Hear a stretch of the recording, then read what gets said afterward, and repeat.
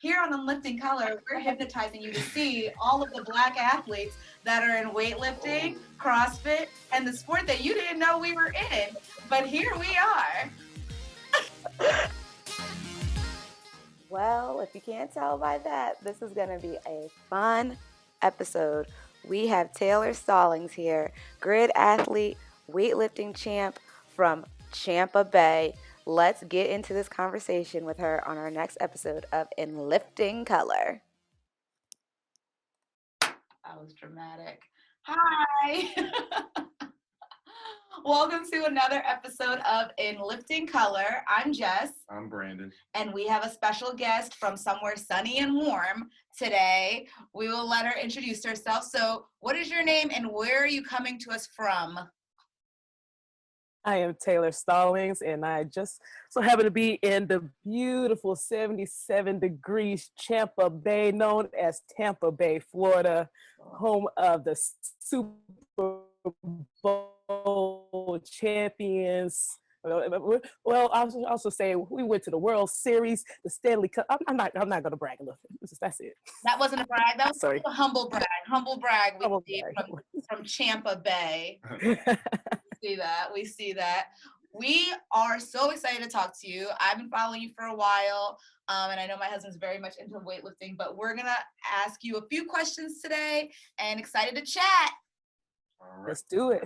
Just to get started with some basic background information, you already told us you're in Tampa. Is that where you were born and raised? And then on top of that, what has been your fitness journey throughout your life, and like what's your current fitness participation? Ooh, fitness journey. I know we only have an hour, so I'm going to give you the short version.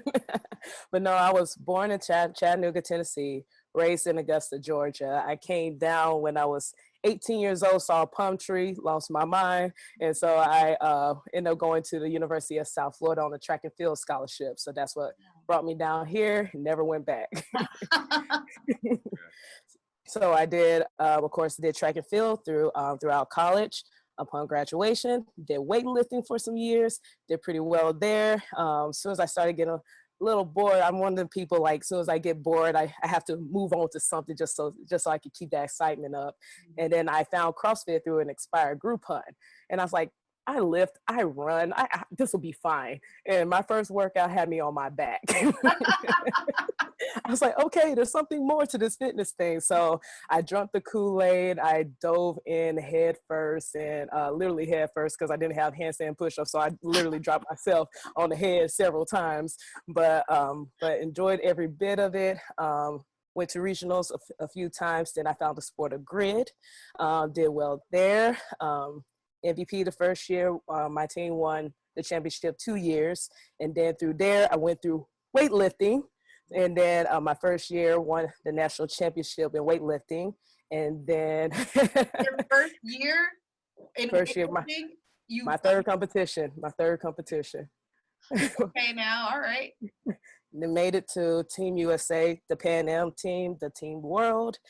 Then through there, started doing more coaching. So now I'm more on the coaching side. I still compete, not as much as I used to. I'm just more of a mentor and coach for my athletes. And then now I'm a realtor as well too. So just a couple of things. Just a little bit. Wow, that is quite the journey. You did a little bit of everything. Holy crap. So was it like track that you were like, oh, let me try this CrossFit thing out? And what made you become so competitive in it? Well, I've always been an athlete. In high school, I did basketball, volleyball, track and field. So I've always competed.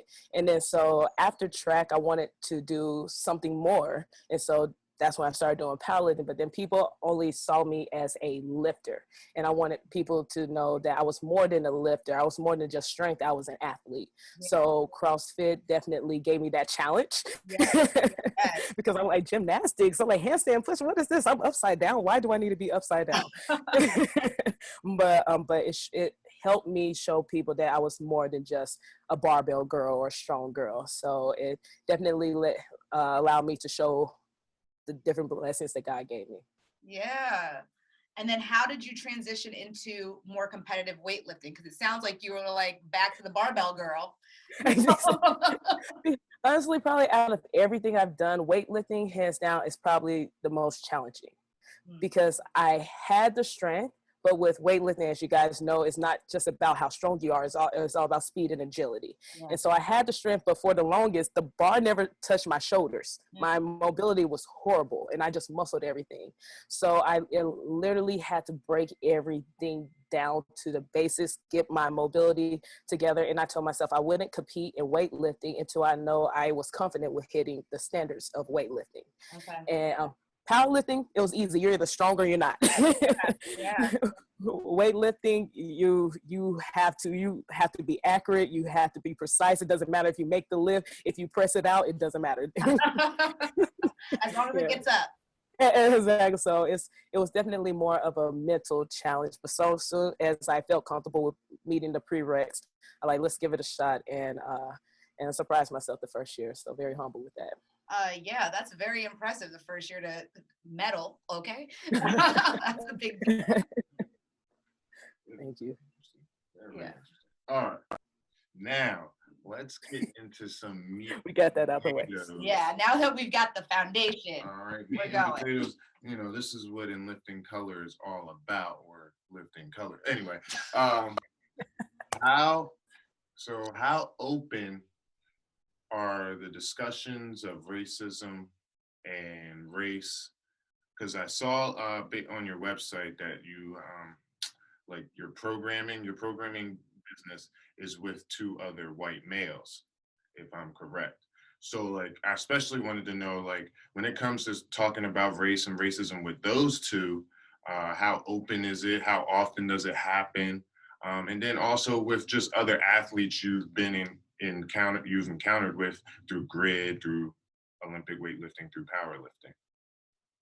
Actually, you just reminded me, I have to update my website, but I did add on a Black female. Okay. Her name is Kay. So my programming company, Taylor Made Me Do It, is of course online individualized training program where we customize people's program based off of their specific needs. So the 3 coaches I have under me are all contractors, but I wanted people to be a part of my brand that, one, first and foremost, cared about people, and it wasn't fake. So you can teach, anybody can coach, but if you don't care about people and know how to develop that relationship, that's numero uno.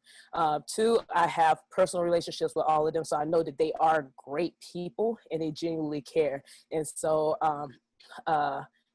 so I brought on Kay because I wanted a more diverse squad. So of course, me being a Black female and the owner of it, and then having 2 white men under me, I need more diversity on here. It just can't be us here.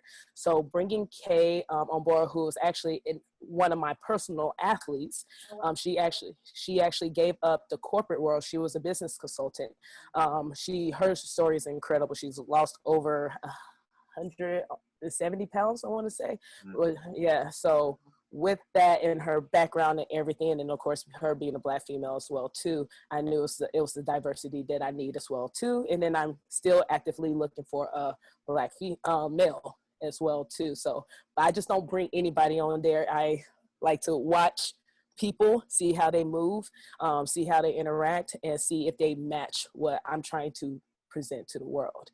So when talking to them, like, we're very brutally honest with each other, but it's all out of respect and love. So if I'm messing up, they call me out on my mess and vice versa, but it's all out of love, and we all want to see each other grow. So when everything happened, like with George Floyd and just with the whole division of the world, it feels like, I was like, hey, we got to do more. Myself personally, I knew I had to do more because I was so quiet for so long because I didn't want to step on anybody's toes. And because I have friends from all different nationalities, backgrounds, race, religions, political views, and everything, and I didn't like drama or controversy, so I stayed quiet. But then by me staying quiet, I was doing my own culture and communities a disservice. Mm-hmm. So I'm like, the change that I was praying for, I had to start within myself. Yeah. So I had to do that first, and then I went to my guys. I'm like, hey, we're changing this, and I know this is what we're focusing on now, but we have to bring more awareness to the injustices that are going on. No hesitation, like, what do we need to do? Yeah. They were on there.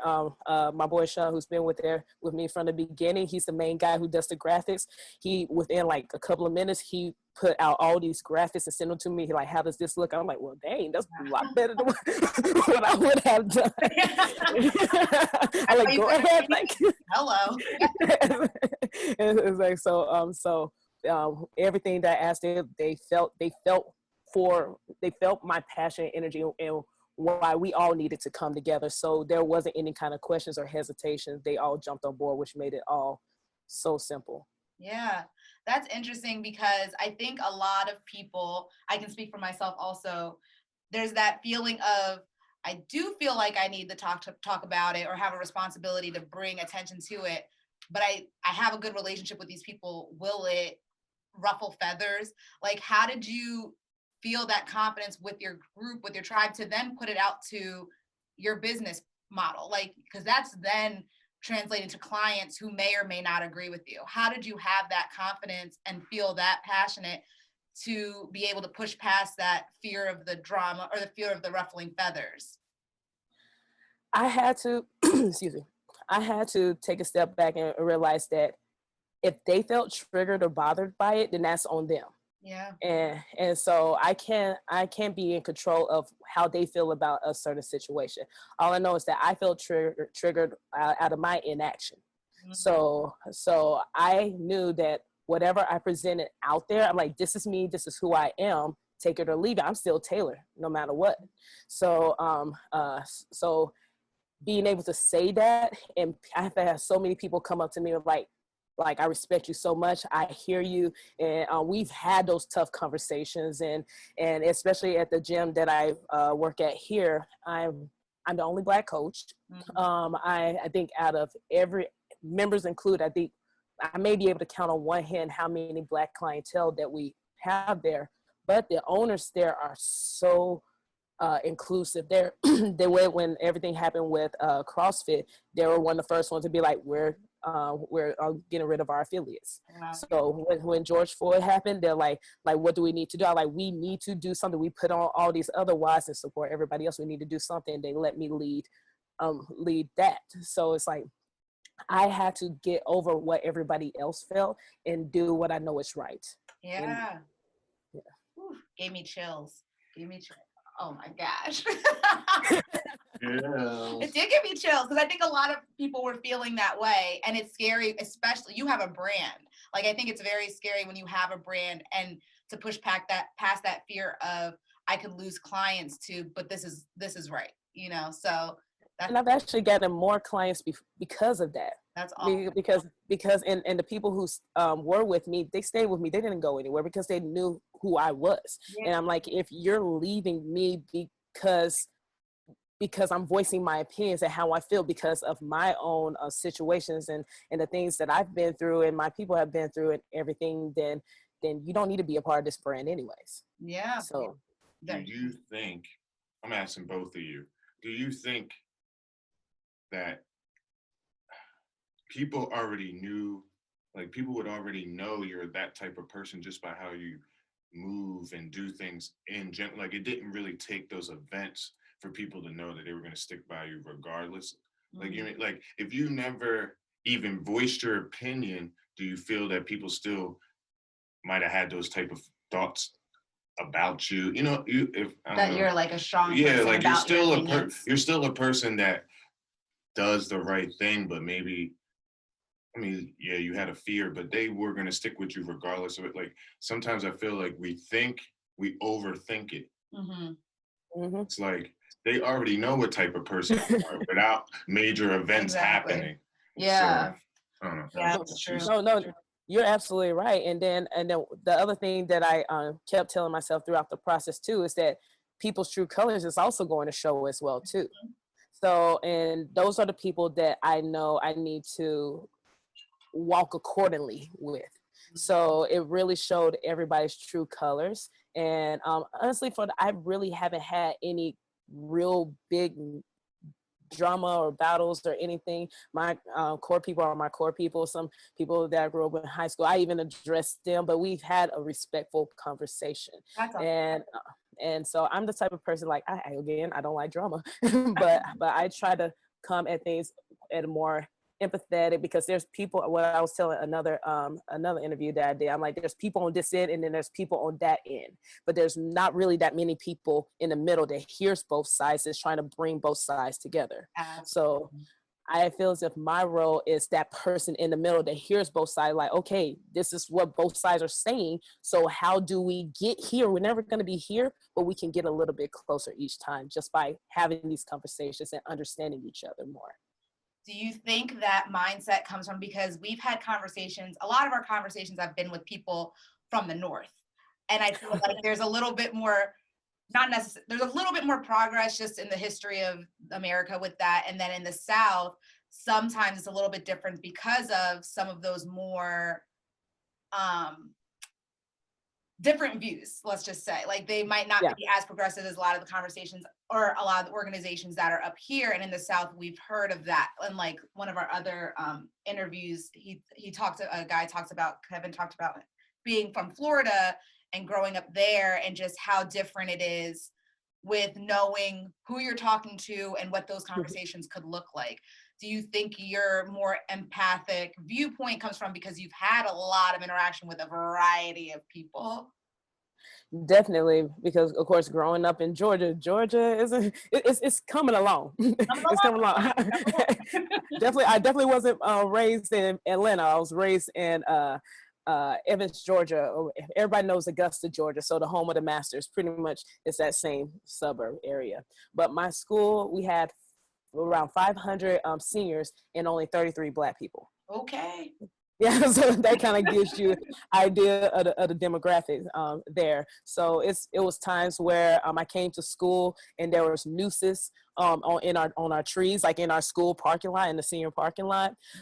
There was the N-word spray painting on the building. There was these guys that will come up with these big trucks with the Confederate flags. It was a lot of stuff like that I experienced, and these are the same people that I did band with. Right. They're right next to me that I'm supposed to march next to and not say anything with, but we're supposed to be on the same team. Right. And then coming down here to Florida, it's a melting pot. Yeah.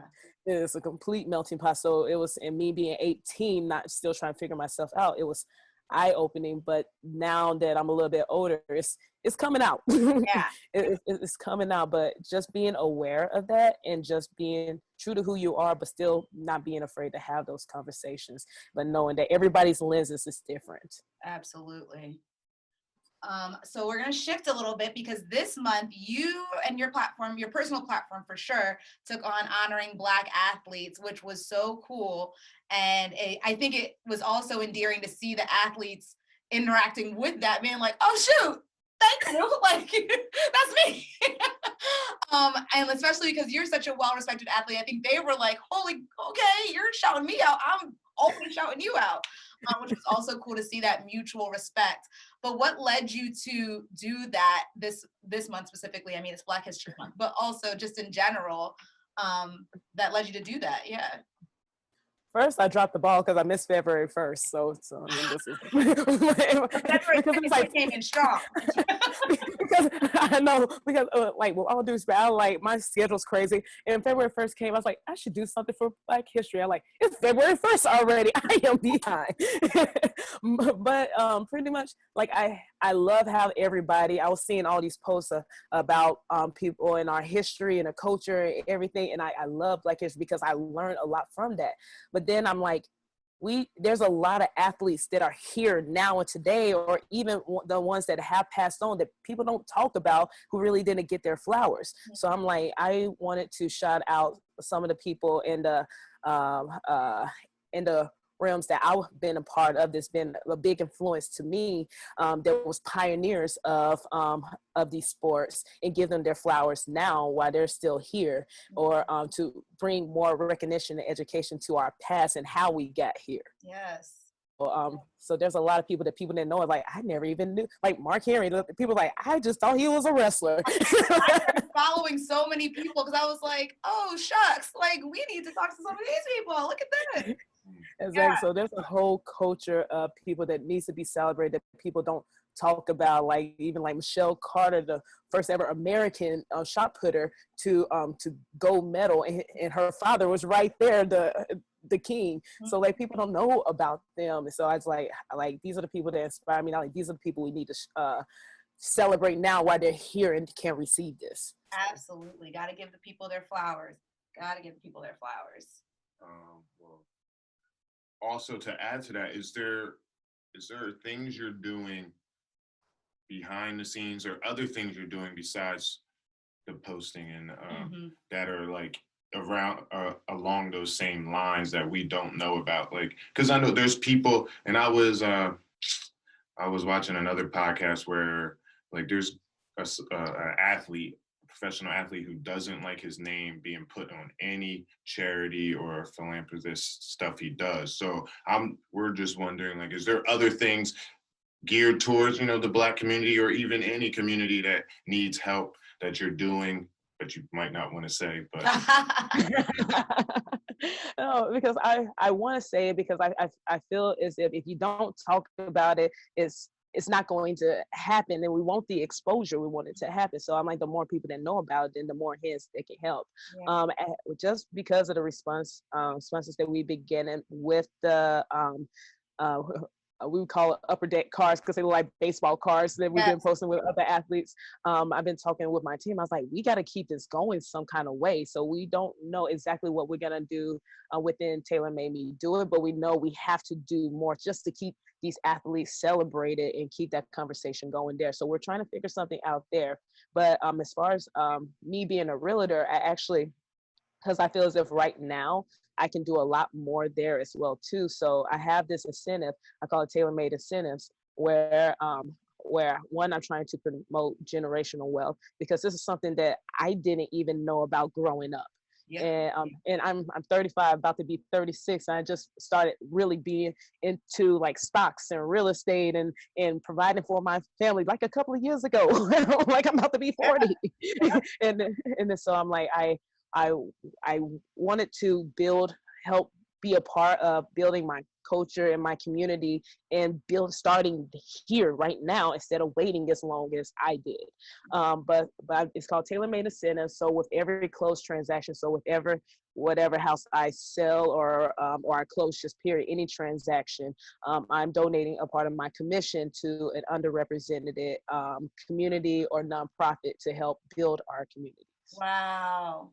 That's amazing. That's awesome. See, we didn't know that. We didn't know that. And that's really cool because we also have been learning. I feel like we're both on that same page. We're like in our 30s and we're thinking about generational wealth and like what's our legacy, that not just we're leaving a mark on the world, but to our future generations. So yeah, that's amazing. That's awesome. It's huge because because there's a lot of my family members that are in their 60s that haven't even owned a house. Right. And then so there's a lot of people that think that they cannot own a house because it's too expensive or you have to be a part of a certain class. Right. So I'm like you can, and this is how, and I'm gonna show you. So why not me help teach them and get them into their first house and realize it's not as scary as they think it is, and you can be a homeowner and then leave something for your future. Absolutely. Now this question is very, very off topic, right? So she was scared. That's so scared. No. My wife here was watching HGTV House Hunters, right? And in the episode, I come into the room and she's like, this guy's dad just left him X amount of millions of dollars, and he's with some of that money, he's trying to find a home. Oh yeah.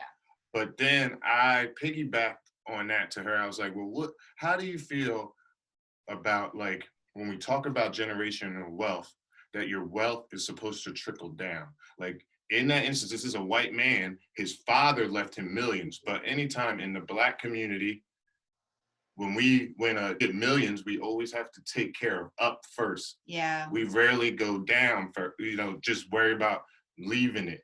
Mm-hmm. We're always trying to take care of our mamas, our grandmamas. Yes. We're being, reactive instead of proactive. So like, do you feel that at a certain point, you just got to be like, you know what, Mom? I'm trying to start something so that since you weren't able to leave anything for me, everybody after us can have something. Like, is that selfish? Like, that's the point I'm really, is that a selfish mindset? If you do come into millions or you've earned yourself millions, are you supposed to be like, I shouldn't have to really help my parents or my grandparents because their life has already been their life. I now need to be thinking about the people's who's part of the family tree after me. Like, so I kind of battle with it because it's like, I feel like if I came into a lump sum of money, owe it, you still have that feeling in your heart that you owe it, but you also know that there's going to be people after us, and if we don't organize it correctly, they might not even see it because we paid it up instead of paying it down. I didn't even think of it like that, but you're absolutely right. It's a cultural thing. We're always trying to take care of the ones who took care of us. And I think that's where the issue is, where we don't have that generational wealth because we're trying to take care of mommy, daddy, grandma, and grandpa because they raised us. Right. And so I think with that, I feel as if you should be able to do both. But it goes back to like financial planning and financial literacy and making sure that the funds are divvied up, or whatever's the most important, like this amount of money should be put into this chunk right here, and then like take care of mom and granddad or whatever with their basic needs that they need right now. And then everything else, the bigger pot, should be going towards the future. So investing in the stocks, investing in real estate, investing in those bigger things is going to make a bigger impact. So our youth doesn't have to struggle or find out later on when it's too late. Yeah. So you can do a little bit of both. That was way off topic. We did not have that on the plan, but that was good. I didn't even think of it like that though. So yeah, especially because we didn't know about your realtor background, so that's actually helpful. Yeah, because it's actually funny that you even said that, Brandon, because when I got my first commission check, I didn't see none of it. I may have brought myself a good meal or whatever, but after I took everything out for taxes, I paid my first nonprofit. Everything else, I was like, I'll take care of my grandparents. I brought them like groceries and everything. I just did a lot of stuff with my parents. Like I was doing all this other stuff just to give back to everybody who poured into me. Absolutely. And I'm one of the people I like, money will come and go. And so, but the people that got me to this point right now, I want to make sure that I'm paying it back or whatever, paying it for. So that's, now I gotta restructure everything to make sure that it's definitely expanding. So thank you. Yeah, it's like cultural, because I think like I think culturally, of course, we haven't always had it. So when we get it and we're like, oh, my grandmother never had it, I want her to experience what it's like to have it. And because I think, when you do think about, white people have had it. They've had it. They've been it. They've done it. They've owned it. They've done it. So like, they're never thinking my parents didn't have, because they never knew that. Whereas like in the Black community, we know like our parents had segregation. Our grandparents had way worse segregation, to like back to slavery. Like, you could trickle it all the way back. So we've always had to think of how much less they've had versus knowing that, but our future is going to have more because we have more. So I think that is more of a cultural thought process for us, because we have so much more than our parents and our grandparents, even in just policies and what we're allowed to do. So that's probably where it all stems from. But yes, do you feel, so you've been in a variety of sports, have you ever felt like you've dealt with microaggressions or any instances in powerlifting, grid, or anything in general in this sport? So I will always, in a lot of different situations, I will always have to come in. People know me as a girl who smiles all the time, and I always feel as if I have to do that, because when I compete, I'm so intense. Like they call it my eat a baby face. Yeah, because I make these expressions and my mouth gets big. I'm very passionate and very emotional. So everybody's like, you just look like you're just ready to eat a baby. So everybody sees me as this one thing on on the platform or wherever I'm competing at.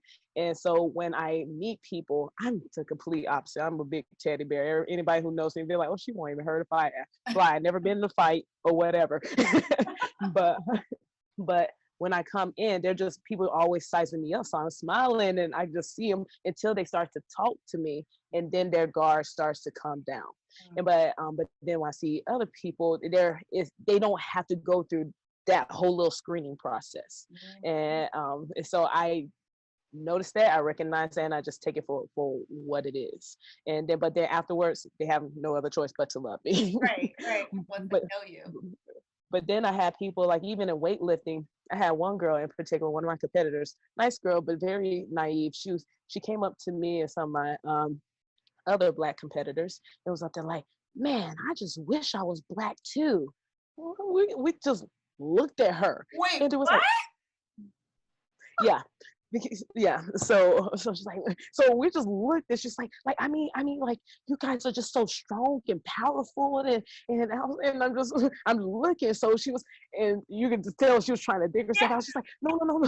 She's like, no, like you guys are amazing, like your skin tone, and she just keeps just digging herself out. And I like, just stop. just stop. And then I was like, look, you better be glad you said that around us. And then you just had to educate because she's not used to being around a lot of Black people, period. And then so I'm like I'm just for the future, I like, be careful what you say and how you say it and what you say it about. And this is one of those things that you probably just want to keep to yourself. It's like, and so it's like those little things that people don't realize. And like, why can't it just be my hard work is why I'm strong and powerful or whatever? That it just has to be just because I'm Black. Right. Yeah. Yeah. So, Lord, yes, she is lucky it was you guys. I'm like, it's okay, just go that way. Yeah, just stop, bow your head. Oh my gosh. Well, yeah, exactly. Well, have you noticed, since you've been in so many arenas, more diversity in one sport than the other, like grid versus lifting versus just when you were competing at regionals? Honestly, it's almost all of them are very, very white dominant. But I would probably say powerlifting may be the most diverse, especially lately. I haven't, well, I just did my last powerlifting competition, was deadlift only, like last year. But since then, doing a full comp has been since 2013. So it's been a while since I've done a full competition. And there I can count on one hand how many people that you actively saw. But now the top women are all people of color. They're amazing, strong, beautiful Black women. There's so many Black women that's in the sport now, and it's such a beautiful thing. I'm like, where were you guys at when I was on the platform by myself? So I definitely feel as if powerlifting has elevated more as far as the diversity. Weightlifting is definitely coming along. Yeah, I think that weightlifting is definitely a close second with more participants in there. And so I think like people like Kendrick Ferris and Derek Johnson, that they have their own nonprofit. They've been doing a great job there. And then Cara Slaughter, who has her own training. I love her. Yeah, but more of the leadership, more of the old heads are coming in. They're not even old, but the original, they're coming in, and they're doing stuff for the community, which is bringing more people to it. And even in my weight class, I was the year I won, we call it the chocolate podium. It was like the first ever all chocolate podium. It was me, Kiana Welch, and Shakasia Johnson. We all podium in, and we posted a picture, and it was like, yes, chocolate drops. So yeah, so I think like since then I've been seeing, I've only been in sport for since into 2016, but since then I've been seeing like a surge of the African American community just coming in. It's been incredible to watch. Now I'm okay with this. Some people might not be okay with it, but how much credit would you give yourself in helping that diversity increase? It's okay to toot your own horn. Brandon's a porn tutor. Okay. Our show, Okay. especially Okay. the person that's backed it up. You're talking about you did weightlifting, your first weightlifting or first of 3, and within a year you're a national champion. So it's like you can back up saying that me stepping on that platform and performing showed women, Black women and Black men as well, that it can be done by us. And then you just informed us that it was 3 Black women at podium. So it's like, how much credit would you give yourself? Oh gosh, it's hard. Like my wife gets mad at me all the time. She's like, "You need to brag about yourself." I was like, Yes. "Yeah." See, you're supposed to brag right now for her, okay? I feel I am very humble to be a part of the conversation. I've had several athletes that has come to me and reached out to me who said that they're doing powerlifting now, or they're doing weightlifting now, or they're doing CrossFit now, or they're doing grid now because of me. And I was like, and just to see the different areas of different athletes that are paying attention to me, one, it shows where they've been at in my journey, so it humbles me, and 2, I know I've done a lot, but to see that there's eyes on me is very humbling. And me personally, I don't consider myself, I don't even know what you even call it. I love what I do. I love what I do. And if I was to inspire one person, then I know I did my job. But I love competing, and I'm very passionate when I compete. So I'm an energy person, so I want people to receive my energy. So if you get something out of it, then I know I did my job. A lot of people are getting stuff out of it. So we'll tell your wife you tooted a little bit. You gave a little bit. Just a little bit, though. So kind of thinking about, like you said, kind of forward thinking for the sports of CrossFit and weightlifting, what do you think are the steps, or what are some steps or ideas that can be taken to diversify these sports? That's a good question. I've been thinking long and hard, especially with everything that's been going on with all the different sports. But I love how certain sports, they're taking action now and they're trying to be a part of the conversation, but how you become a part of the conversations, I think it's going to be key. But bringing in like some of the Black leaders and having them come in and be on the board, not just talking with them, but just bringing them onto the leadership board, I think is going to be huge, because you can talk with people, but who's going to get the credit? Right. It's still, yeah. So it's still gonna be the white person or whoever over this side, but then getting their information over here from the Black culture. So bringing somebody who has experience with the community and knows how to implement some things, and who be more relatable, I think will be huge. Because if you have whoever from whatever organization at the top of the head that don't look like you, they can't possibly identify with you. But if you have somebody that look like me or look like you, to be like, okay, I know that they're for me, they're going to buy into it a lot more. So I definitely think it's going to have to start from the top. Then from there, getting into these underrepresented communities and doing what like Kendrick and Derek is doing, and putting a nonprofit organization where they're teaching the fundamentals and doing the groundwork there in these communities, because they don't have the exposure. So I think that those are the first 2 immediate things that needs to be done personally. And how do you think they've approached individuals? Because I know some people have been very, like Derek, I know has been very vocal about like what he want in the organization, and like, you know, putting himself out there, which is scary. Again, kind of going back to like what you were saying, like, this is a big brand and this is a big organization that you love, that, you know, it's kind of like those conflicting feelings. Like, I love this sport. I love what I do. I love what it's given me. But here are some of the truths. Like, how could they partner with some athletes like Derek, or even just you, like, to be more like, yes, I maybe I can't serve on the board because of what's going on, but here's how I feel you could put us in the forefront and say, like, let's change this. Where could we go next? What could we do with the sport next? Like, how can they do that? Oh gosh, That's a really, really tough question.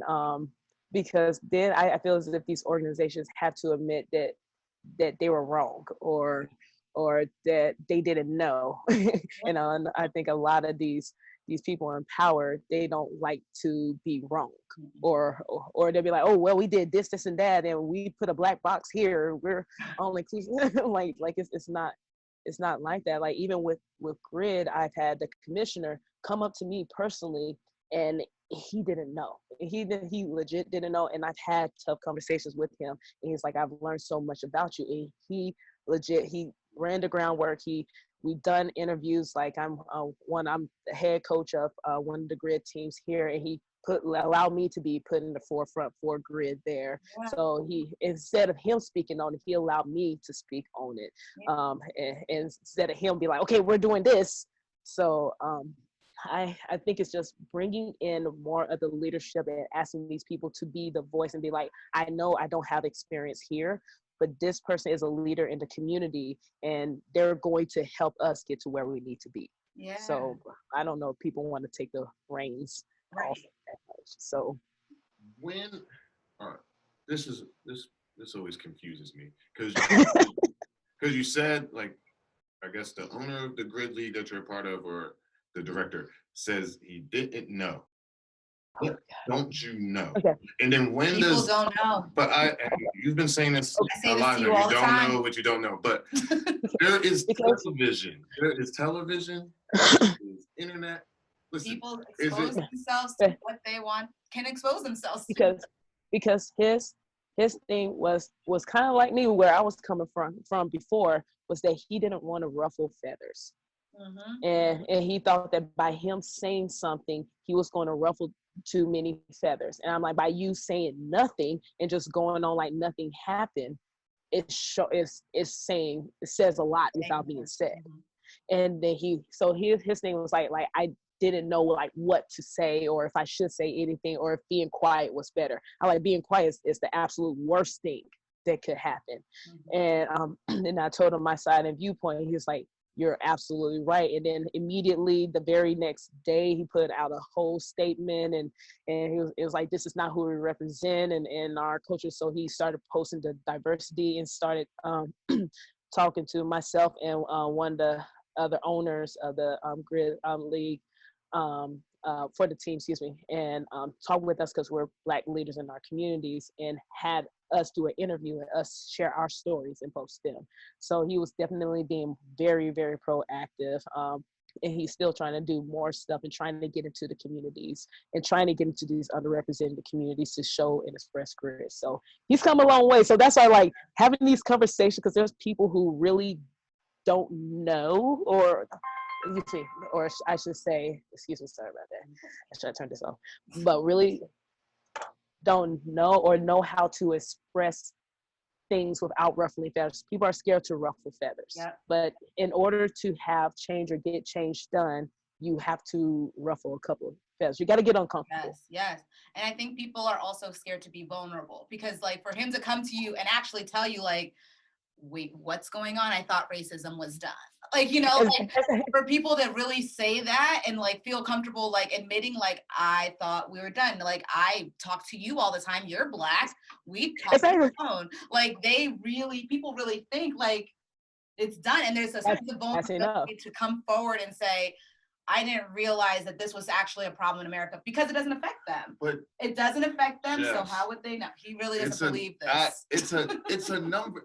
You can just see that it's still happening. No, anybody can still see that it's still happening just by looking at the numbers of the league that you're running. When you go out there and you look at the stage you're putting on, and you can count 1, 2, 3 Black people, but 10, 20, 30 white people, it's still there. But their lens. That's their norm. Like that's exactly. No, that's to us. We're like, our families are all Black. So when we go to a room and we're like, wow, this doesn't look like my family. You know, you're like, I just can't let people off the hook that easy. Because like even when I went to regionals, especially 2014, like I could legit probably count all maybe 7 of us that was there, and we all pointed each other out. And I still have a picture. We hit like, hey, fam, it's our first time meeting each other. And like I still have a picture to this day, like me, Jeff Evans, Elijah Muhammad, Sherman Mars, like all. It was literally like a handful of us, like taking a picture. Like, hey, this is all we have right here. And then we missed, and then it was me and Bianca Belair was like the only 2 Black girls out of everybody in regionals in the Southeast. Right. And so like we can count. So, but when people, this is their lens is they're used to seeing a majority white population and a few minorities here. It just looks normal to them. So then does it become it's a subconscious then? It's not a conscious. Yes. So, but that's why we're doing in I know, but even, all right, I hate even talking like this, but it's like, you know how hard you gotta hypnotize people to break a subconscious. That's what we're doing. They've been hypnotized to even have the subconscious that they have. Here on Lifting Color, we're hypnotizing you to see all of the Black athletes that are in weightlifting, CrossFit, and the sport that you didn't know we were in. But here we are. So it's just, that's what we're doing. That's your new intro. That's your new intro. I know but no, it's so true. I legit like during the because we put on a George Floyd watch, and I encourage people, I'm like, hey, if you don't understand, come talk. Let's have these conversations. And one of my members legit came up to me. It was like I'm really, I respect you, and I respect you as a coach so much, but I'm really having a hard time with this. I'm like, okay, cool, let's talk. And then he was like what happens when the conversation stops? Mm-hmm. And then he was like what happens when all this dies down? And then my first thing, I got angry, but then I come down and I was like, no, he's absolutely right. Mm-hmm. Because we all tend to like go gung-ho, be like, we need change, and be like, we're doing this, we're doing that, but then after a couple of weeks or so, things die down, you don't hear about it anymore. And that was his lens. And I was like, you're absolutely right. And like the thing is, we have to keep the conversation going.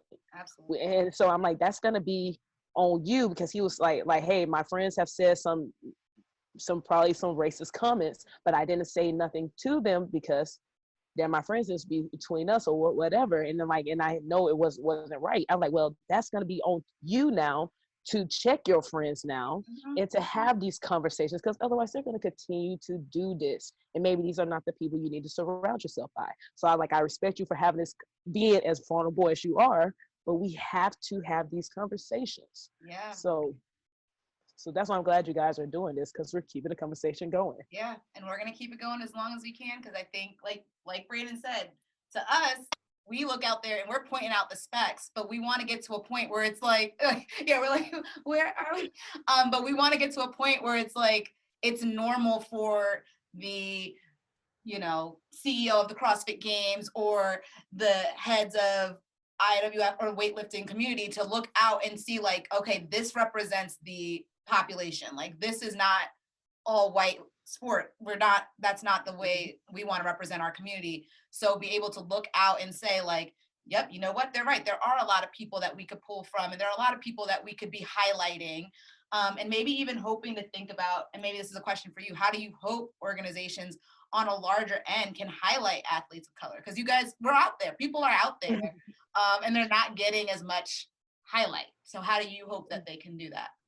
I think the brand or the sport that's been doing, in my opinion, that I've been seeing actively, that's been doing a better job at doing it is actually CrossFit. Since they changed the ownership, and Eric, I can't think, Rosa, I think his last name is, but since he became the new owner, he's made it a point to point out everybody. So I go through the page. It's not just your usual suspects. It's not just your Matt Frazier's or your Tias or your Catrins or the Brooks or whatever. You're starting to see like the actual people come like, oh shit, we had more than Easy and Jeff Evans and Alyssa Akinwale that went there. And then that's why I wanted to like shout out like Deborah. Like Deborah was a huge inspiration to me as well too. And people forgot about her. Absolutely. And she's an incredible athlete with an incredible story. And there's more people that I didn't even get to talk about, like Alex Nettie and Carla Costa, who was the first South African woman to make it there. And she was one of the first originals. There's a lot of people that that we need to be celebrating. But they've been doing a good job at putting in more diversity and not just, again, your usual suspects. They're going to the grassroots. They're going and digging and trying to find these old highlight clips. So I think they're on the right path. Yeah. Well, we went all over the boards with this conversation. But you are. So I know I talked a lot. Yeah, you're great to talk to. That was easy. We really want to thank you for taking the time out of your beautiful day in Florida to talk to us here in nice chilly Jersey. Come on down. I can get your house. Maybe we can get a second home, generational wealth. Oh, but we'll make that happen. Before we go, besides Taylar made me do it, but is there any other organizations or things you want to plug? This is your humble brags right here. Oh man. Of course, the Orlando Aces, that's my team, a head coach and athlete for.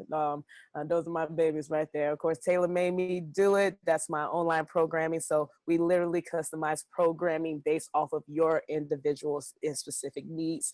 Not just CrossFit, not just weightlifting. We do any kind of fitness, or even if you just go to LA Fitness, we do that too, because people just think we cater to athletes. So we work with everybody. Then of course, real estate. Let's build on this generational wealth. Stop being scared. Let's help each other. Help each other. Help each other. Help each other. There's our title. They call it the thumbnail. What? You're gonna make the thumbnail with the title. Okay. Anyway, thank you so much, Taylar. This was so fun, and you might find us in Florida knocking at your door. Come on. Come on. Thank you again, and that's in Lifting Calendar. See you. Ooh, got the hookup now. Thanks for tuning in. Lift and love all day, every day. Like and subscribe.